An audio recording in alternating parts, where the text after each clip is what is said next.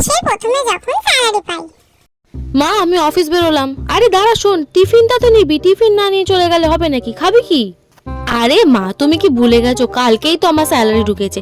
তো আজকে তো আমি বিরিয়ানি খাবো, বার্গার খাবো, পিৎজা খাবো, রোল খাবো। আজকে সম্পূর্ণ বাইরের খাবার খাবো। সো বাড়ির খাবার আমার সবার সামনে খেতে চিপেস্ট লাগে। সো দ্যাটস ওয়াই আমি বাড়ির খাবার নিয়ে যাব না।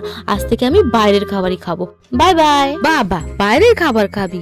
খুব পকেটের জোর হয়েছে দেখতি। যা খা বাইরের খাবার, দেখি মাসের শেষে কি করতে পারিস। শেষে যা হয়।